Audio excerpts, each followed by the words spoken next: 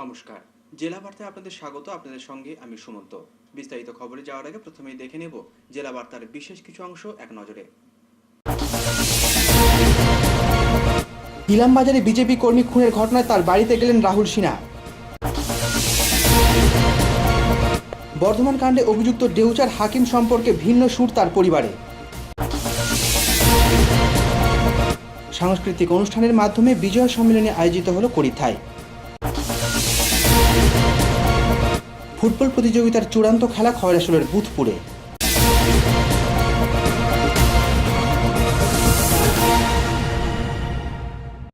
এবার জেলা বার্তা বিস্তারিত।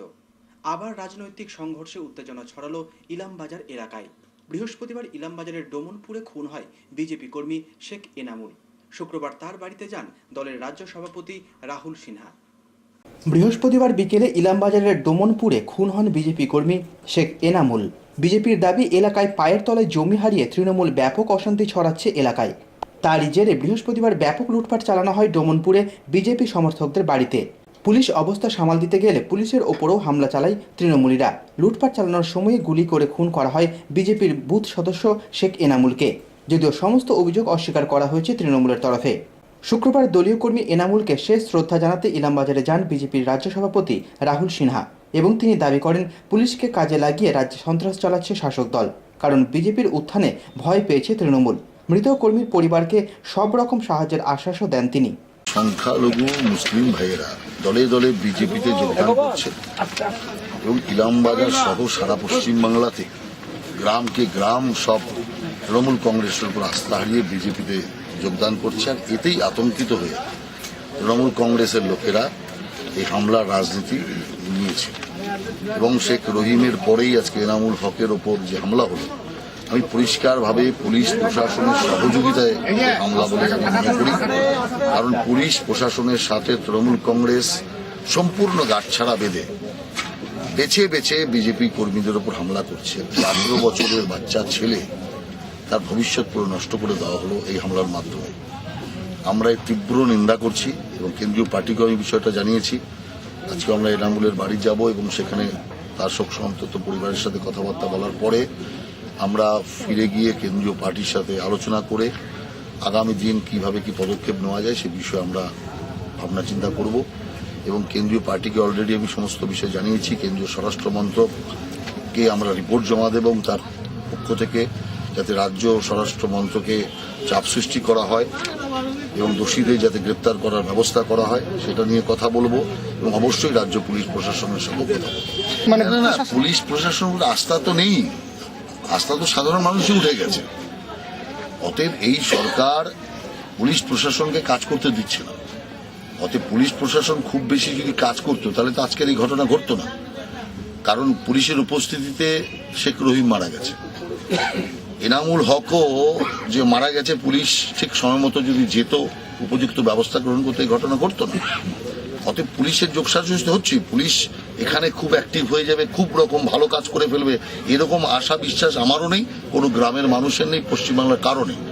কিন্তু যতটা পুলিশ আজকে ইনঅ্যাক্টিভ আছে বা তৃণমূলের পন্থী আছে, কিছুটা যাতে এবং আদালতের দ্বারস্থ হয়েও যদি কিছুটা অ্যাক্টিভ করা যায় তার ব্যবস্থা আমরা করব। তার জন্য যতদূর চেষ্টা করব, রাজনৈতিকভাবে মোকাবেলা করব, প্রশাসনিকভাবে মোকাবেলা করব, মানুষের কাছেও যাব।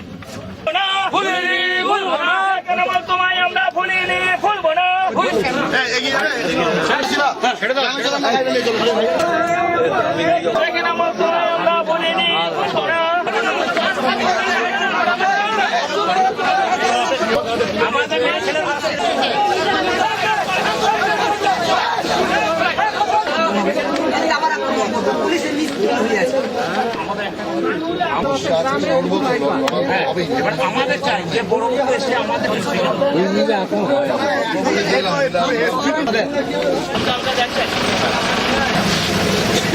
একটা মিটিং করার পরে ওরা চলে যাওয়ার পরে ওরা পাইকুনিতে একটা সভা করার উদ্দেশ্যে ওখানে লোক জমায়েত করার পরেই হঠাৎ একটা মোটামুটি গ্রাম বহিরাগত নিয়ে আমাদের গ্রামে প্রবেশ করে। তখন পুলিশ গাড়ি কিন্তু রাউন্ডেই ছিল। পুলিশকে আমরা অভিযোগ করলে পুলিশ ছুটে গিয়ে দেখে আসে। দেখার পরে ওদের পুলিশ গাড়িতে বোমা ছোড়ে এবং বন্দুকের গুলি করে পুলিশ পালিয়ে আসে। তারপর আরও পুলিশ আর তারপরে দেখা মেলে না। তারপর ওরা দেড় দু ঘন্টা মতো ওরা এবারে লুটপাট, মহিলাদের ওপর অত্যাচার এবং মারধর এইসব করে। তারপর আমরা তখন গ্রাম ছাড়া হয়েছিলাম। আর এই ছেলেটা সেই সময় ওই পালিয়ে গিয়েছিল এবং ঘরের কাছাকাছিতে ওইখানে ওর পিছন দিক থেকে গুলি করে মারা হয় এবং আরও অনেকজন আহত হচ্ছে, গুলিবিদ্ধ হয়েছে। বাড়িতে লুটমার হয়েছে? লুট হয়েছে প্রায় 40খানা বাড়ি, 30 থেকে 40খানা বাড়ি পুরোপুরি লুটপাট হয়ে গেছে, কিছুই রাখে না। ভয় টিভি, ইলামবাজার।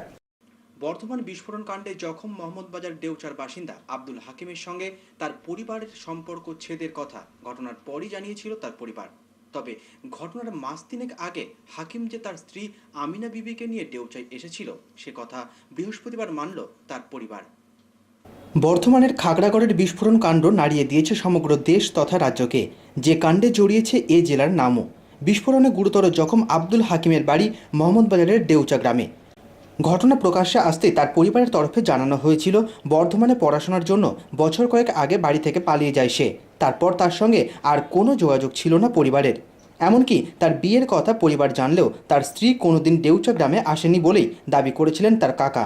রিক্সা চালাচ্ছিল এবং সেই রিক্সা নিয়ে বাস স্টেশনে যখন ঢোকে তখন ওর বাবা খুঁজতে গেছিলো, নিয়ে ওনার বাবার সঙ্গে দেখা। তো যাই হোক ওকে বলে কোনো রকম নিয়ে এলো। নিয়ে আসার পরে ছেলেটাকে আমরা বললাম যে তুমি বাড়িতে থাকো, বাড়িতে থাকো। ও বললো যে না আমি বাড়িতে থাকবো না। আমরা অনেক রিকোয়েস্ট করলাম যে দেখো তোমাকে দোকান করে দিলাম, দোকানে থাকো, তোমাকে বাইরে যেতে হবে না। শুনছি যে মাস দেড়েক আগে নাকি এসছিল একবার, আমার সঙ্গে দেখা হয়নি। বিয়ে যে কোথায় করেছে এটাও আমরা বলতে পারবো না। ওর যে স্ত্রীর নাম কি কিংবা শ্বশুরের নাম কি এটাও আমরা বলতে পারবো না। কোথায় থাকে এটাও কিন্তু আমরা বলতে পারবো না। তবে বৃহস্পতিবার আব্দুল হাকিমের বাবা জানান মাস তিনেক আগে হাকিমের সঙ্গে তার স্ত্রী আমিনা বিবিকে সঙ্গে নিয়ে দিন দুয়েকের জন্য পরিবারের সঙ্গে কাটিয়ে গিয়েছিল। তবে সে সময় তারা কেউই আমিনার মুখ দেখতে পায়নি, কারোর সঙ্গে তেমনভাবে কথাও বলেননি আমিনা।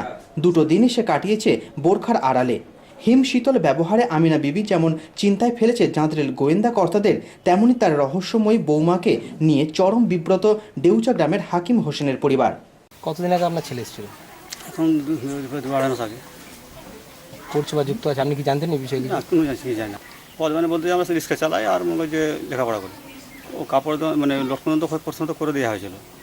করে দেওয়ার পরে ভাদ্র মাস থেকে স্টার্ট করি, আর পর ভাদ্র মাস আসা পর্যন্ত মানে থাকার পরে ও একদিন চাবি ফেলে মানে বাড়ি থেকে চলে যায় ভোরবেলাতে। তো মানে ভোরবেলা চলে যেতে এবারে কোথায় গেল তো আমরা সন্ধান মানে না পাওয়ার জন্য আমরা যেহেতু বড়ো ছেলে হারাবে না, কোথাও হয়তো ঘুরতে টুরতে গেছে, এইভাবেই মনে করি যে সে সমাজ ধরে এক লাগারে থাকে। থাকার পরে ওই খোঁজ পাই যে এরকম এসে একজন বললে যে এরকম ওকে বর্ধমান দেখে এলাম এসে খেলাচ্ছে। সেই খবরটা আমরা গেছিলাম, গিয়ে ওখানে যোগাযোগ করে যখন নিয়ে এসেছিলাম, নিয়ে আসার পরে পেশেন্টের ওষুধ আনতে গেছিলাম। ওই সূত্রেও খুঁজে নিয়ে এসেছিলাম। নিয়ে আসার পরে ও বললে যে আমি আর থাকবো না এখানে, আমি মানে লেখাপড়া করছি, ওখানে লেখাপড়া করবো মাদ্রাসায়। ব্যবসায় চলে যাওয়ার পরে মানে প্রায় মাস 6 পরে আবার খবর পাচ্ছে যে আমি মানে বিয়ে করেছি। যখনই বললে বিয়ে করেছি, আমাদের বিয়ে করেছি, বাবা তুমি এখন ওই যেখানে বিয়ে করছো ওখানে থাকো, মানে এখানে আসার দরকার নেই। তখন যে আমরা মানে নিজের লোক থাকলাম করে সব, তুমি যখন বিয়ে করলে তুমি ওখানে থাকো। আচ্ছা, মেয়েটা কোথাকার জানেন? শুনেছি বহরমপুর। তার বাড়ি চিনি না, এখনও চিনি না। সে তার মানে বাবা মা তো আমার মানে সম্পর্কটা করেনি, আমরাও মানে করতে যাবো। বোমা একবার এসেছিলো, 2 দিন ছিল। আমরা বলছি মানে যখন বিয়ের সাথে করে তুমি চলে গেছিলাম ওখানে থাকো বা ওরা বলছে আমরা থাকবো না, আমরা 2 দিন দেখতেছি মানে এসেছিলো বলতে ওই 2 দিন থাকলে ব্যবহার কি বলতো মানে আমরা রান্না করে খাওয়ালাম, ও খেলো। ওই মানে সবসময় বোরখা পরে থাকতো, বোরখা পরে সে চলে গেছে। এখন কি এখন এই ভেঙে মানে আমরা মানে ওখানে চলে গেছি এই ভাঙার পরে। আচ্ছা,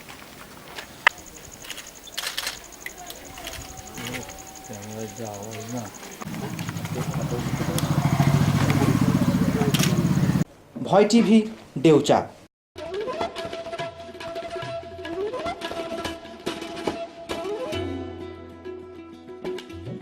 এখন সময় বিরতির, ফিরে আসছি বিরতির পর। সঙ্গে থাকুন ভয়ের সাথে নির্ভয়ে।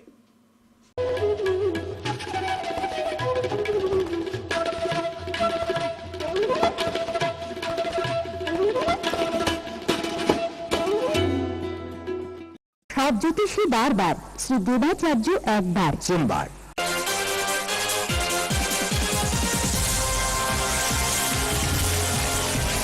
প্রতি ইংরাজি মাসের তৃতীয় রবিবার ও শেষ রবিবার বিকেল 4টে থেকে রাত 8টা পর্যন্ত। বুকিং 9434317391 ও 9163667741। এছাড়া বসেন মালদা, বহরমপুর, কৃষ্ণনগর, শান্তিপুর, বনগাঁ, শিলিগুড়ি, হলদিয়া ও কলকাতা বইবাজার।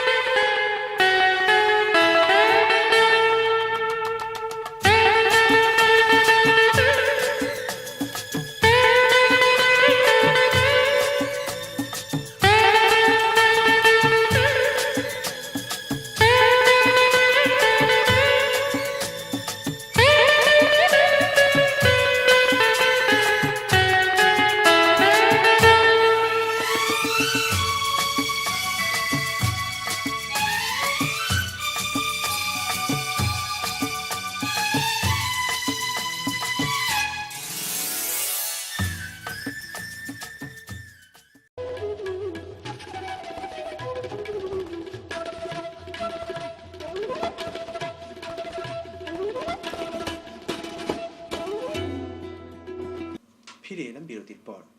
উৎসবপ্রিয় বাঙালি শারদোৎসব শেষে এবার মেতেছেন বিজয়া সম্মেলনীর অনুষ্ঠানে। উৎসবপ্রিয় বাঙালি শারদোৎসব শেষে এবার মেতেছেন বিজয়া সম্মেলনীর অনুষ্ঠানে। বিভিন্ন ক্লাব সংগঠনের পাশাপাশি প্রতিটি পাড়াতেও আয়োজিত হচ্ছে এই শারদ সম্মেলন।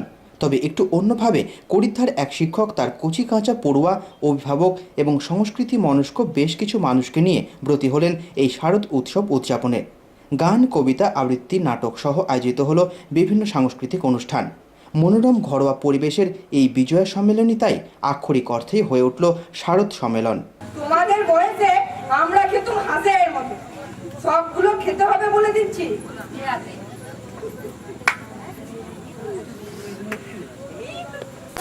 খেয়ে ফেলেছি।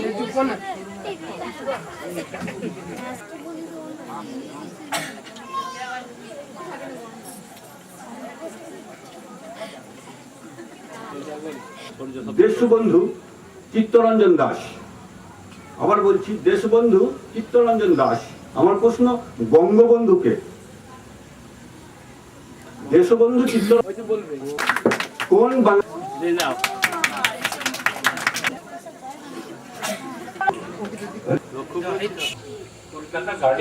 কলকাতার গার্ডেনে সঠিক 17তম এশিয়ান গেম শেষ হয়ে গেছে দক্ষিণ কোরিয়া। ইনচিয়ন সঠিক উত্তর, দুটোতে দিতে হবে। মীর খাসি সঠিক উত্তর। ভয় টিভি, করিদ্ধা। খয়রাশোল থানার বুধপুর গ্রামে আয়োজিত হলো দুদিন ব্যাপী ফুটবল প্রতিযোগিতার চূড়ান্ত খেলা। শারদীয়া দুর্গাপুজো ও পবিত্র ঈদুজ্জোহা উপলক্ষে খয়রাশোল থানার বুধপুর মাঠে দুদিন ধরে ফুটবল প্রতিযোগিতার চূড়ান্ত খেলা অনুষ্ঠিত হলো বৃহস্পতিবার। প্রতিযোগিতায় অংশ নেয় বীরভূম, বর্ধমান ও ঝাড়খণ্ডের মোট 16টি দল। বুধপুর হরিপুর ফুটবল কমিটির রজত জয়ন্তী বর্ষ উপলক্ষে এই টুর্নামেন্টের আয়োজন করা হয় এবছর। চূড়ান্ত পর্বের খেলায় ভালুকতোড় ফুটবল একাদশকে হারিয়ে 1-0 গোলে বিজয়ী হয় কয়রাবুনি ফুটবল টিম। বিজয়ীদের দেওয়া হয় মোটরসাইকেল এবং পরাজিত টিমের হাতে তুলে দেওয়া হয় আধ ভরি সোনা। প্রতিযোগিতা সম্পর্কে এক উদ্যোক্তা জানান, পবিত্র ঈদুজ্জোহা ও শারদীয়া উপলক্ষে দুদিনের ফুটবল প্রতিযোগিতার আয়োজন করা হয়েছিল। আজ তার শেষ দিন। 16টা দল এই খেলায় অংশগ্রহণ করেছে। বর্ধমান, বীরভূম এবং ঝাড়খণ্ড থেকে দলগুলো অংশ নিয়েছে। এই খেলাটা মূলত 25 বছর ধরে এখানে শুরু হয়েছে। উদ্দেশ্য হচ্ছে প্রথমত গ্রামের একতা ধরে রাখা এবং গ্রামে যে ফুটবল লুপ্তপ্রায় সেটাকে ধরে রাখা, এবং গ্রামে অনেক কিছু প্রতিভাবান ছেলেরা রয়েছে বিশেষ করে ফুটবলে, যাদেরকে এই মাঠের মাধ্যম দিয়ে তুলে উপরে পাঠানো। ভয় টিভি, খয়রাশোল। খবর শেষের আগে আসুন দেখে নিই 10ই অক্টোবরের গুরুত্ব।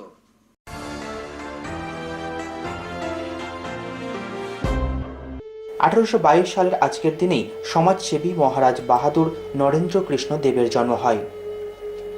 অভিনেত্রী 3 কোটি চক্রবর্তীর জন্ম হয় 10ই অক্টোবর 1877 খ্রিস্টাব্দে। 1906 সালের 10 অক্টোবর ঔপন্যাসিক আর.কে. নারায়ণনের জন্ম হয়।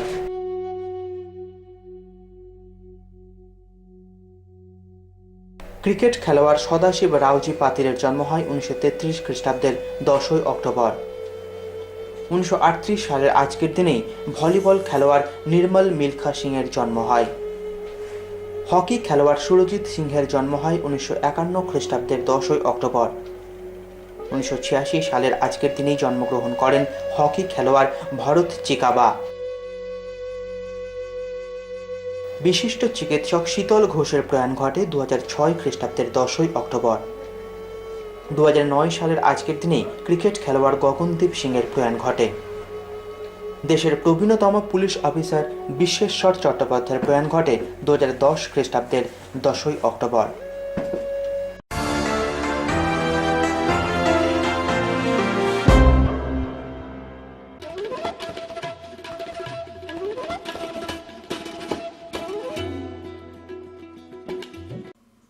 জেলা বার্তা শেষ করার আগে দেখে নেব জেলা বার্তার বিশেষ কিছু অংশ আরো একবার।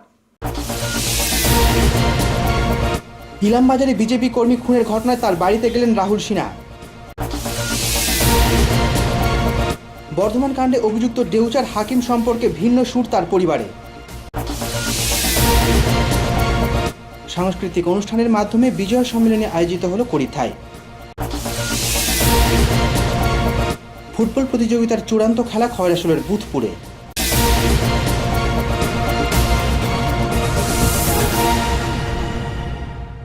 আজকের জেলা বার্তা এ পর্যন্তই। নমস্কার।